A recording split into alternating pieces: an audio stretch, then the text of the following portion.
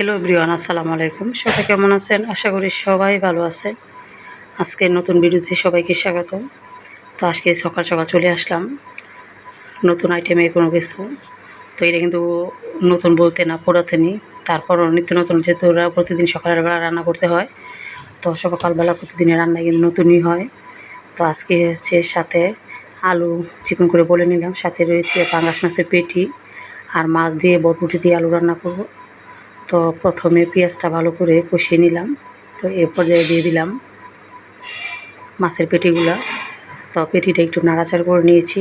এখন দিয়ে দিলাম হলুদের গুঁড়ো, মরিচের গুঁড়ো, স্বাদ মতো লবণ। তো ভালো করে নাড়াচাড়া করে নেব। মশলাটা মিক্স করে নিলাম। এ পর্যায়ে অল্প একটু পানি দিয়ে দিলাম। তো এদিকে দেখেন মাশাআল্লাহ কালারটা কত সুন্দর হয়েছে। আর এদিকে এখন উপর দিয়ে আমি ঝরঝর করে আলু দিয়ে দিব, কারণ আলুটা দিয়ে আমি আর নাড়াচাড়া করবো না, ঢাকনা দিয়ে ঢেলে রাখবো।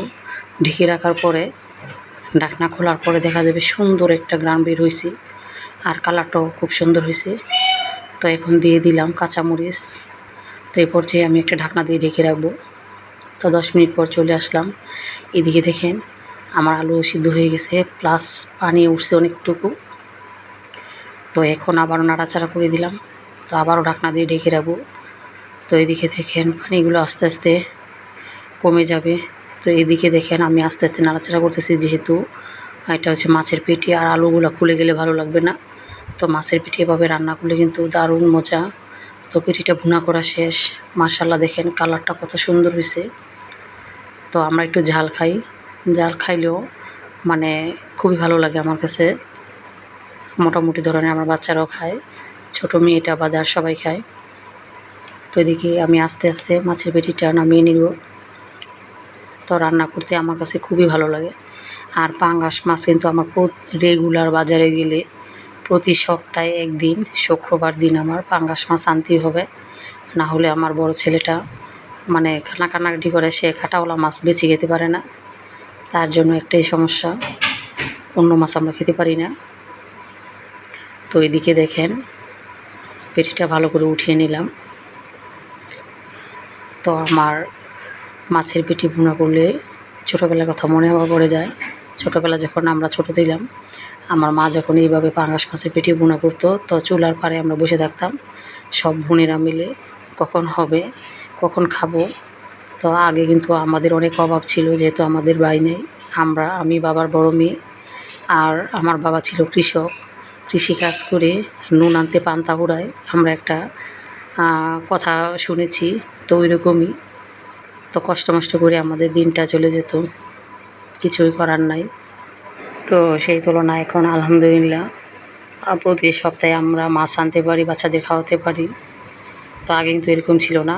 তো ওইদিকে দেখেন মাছটা উঠিয়ে এখন আমি মাছের ঝোল তরকারি রান্নার জন্য মশলা রেডি করতেছি। এদিকে আমি হলুদের মরিচের গুঁড়ো, স্বাদ মতো লবণ দিয়ে দিলাম পানিতে। এখন একটু নাড়াচাড়া করে নেব, মশলাটা ভালো করে মিক্স করে নেব।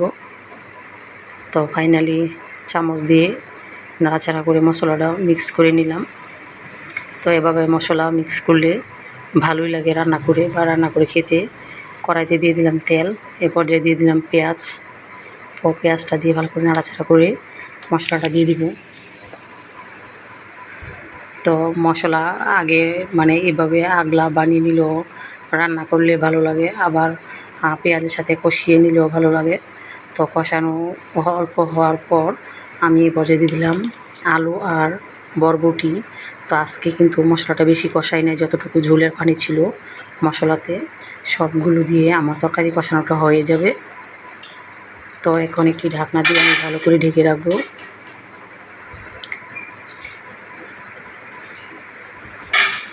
তো ফাইনালি আমি ভালো করে নাড়াচাড়া করে মিশিয়ে নিলাম। এই পর্যায়ে একটা ঢাকনা দিয়ে দিলাম।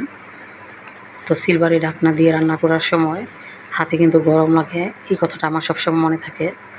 কারণ আমি সবসময় হাতের কাছে